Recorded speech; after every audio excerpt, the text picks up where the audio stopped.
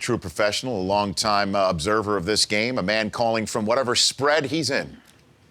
Did you like that? You like that, Hammer? Hank Goldberg joining us here once again on the Rich Eisen Show. How are you, Hank? I'm good, Rich. How you doing? Happy New Year. Happy New Year to you, too, Hank. So before we get to it, what's your story for me? What's going on with Don Shula using that nickname, Belichick? What was up with that? He was referring to Spygate, I guess. Yeah.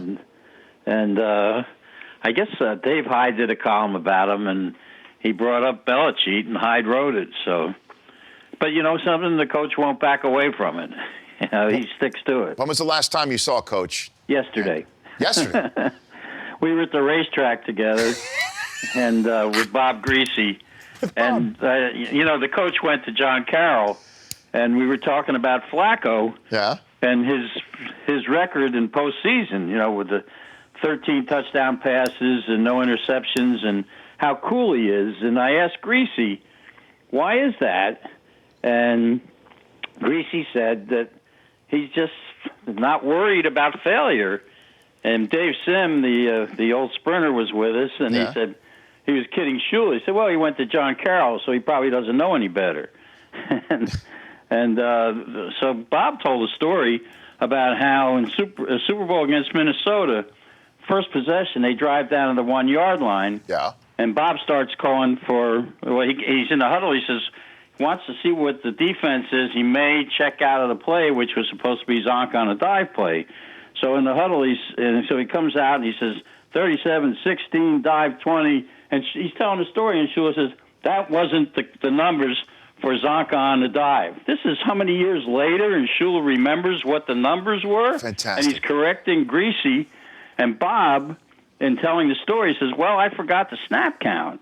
So he turns to Zonk. He says, what's the count? And Zonka says, on 2. So he goes and calls the play, and Kick yells, it's on 1. So Greasy doesn't want to call timeout because he doesn't want to waste one, and he doesn't want delay.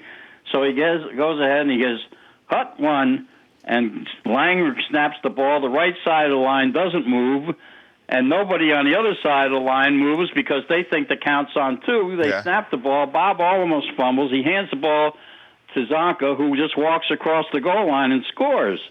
He's run back to the sideline afterwards, and Shula's furious. He says, what the heck is going on out there? And Bob says, hey, we scored, Coach. It's a great story. This is in the Super Bowl. Yeah. So before we turn to this year's games, this weekend, Hank, who did best at the Ponies yesterday?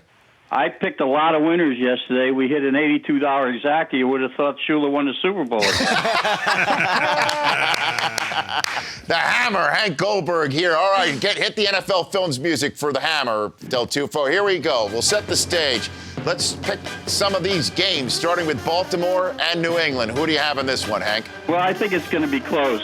Baltimore always plays them tough. They actually, if you look at their last 3 playoff games, I'll call him Belichick. You would have thought that Belichick would be 0-3 against Harbaugh.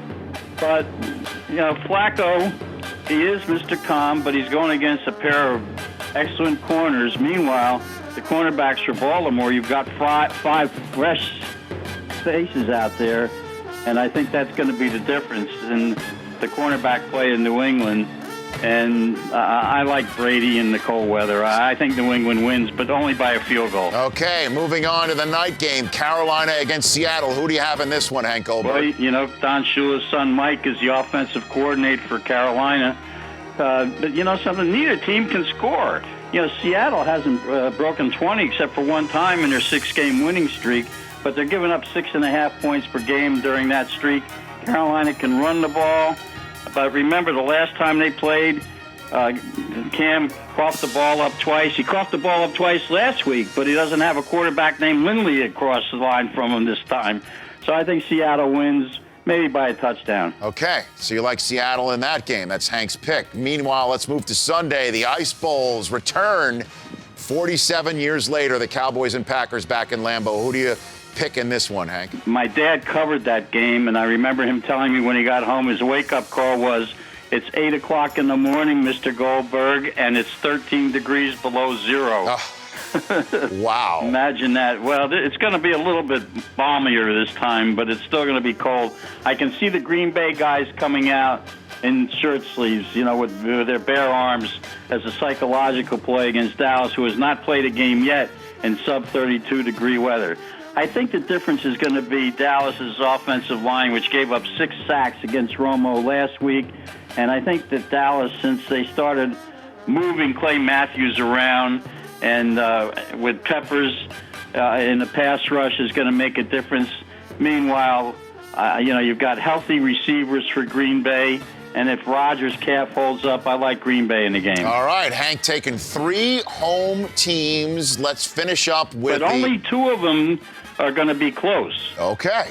I hear you loud and clear, sir. Okay. The last one, Colts and Broncos. Who do you choose in this one, Hank Goldberg? I like Denver a lot in this game. They talk about Peyton and his arm strength, but here's the difference. Julius Thomas is tight end, who he relies on so much, has had a couple of weeks to rest his injured ankle. And, Luck's been a little careless with the football with 16 interceptions. That's number 1 in that category this year. And Indy's defense is just not very good right now. And I think Denver is going to run it up on them at home. Okay, there you go. Hank Goldberg likes all 4 home teams. Last time, again, that happened on a divisional playoff weekend was 10 years ago, Hank. So you say it's a repeat. Yeah, but remember, on Saturday, you're looking at close games. Okay, and then in Sunday, not so much. Right. And those are the lines, and we read between them, is what you're saying. You get it. I do. I get it. Hank, before I let you go, I know you work with Stuart Scott as well. I did. From back in the day. You have the floor on your remembrance of our good bud. I was there when he started. We were all working for ESPN, too. We had an exceptional group of people there. And I remember when Stuart and Kenny Mayne were hired to do updates. That was their first job there. That's right.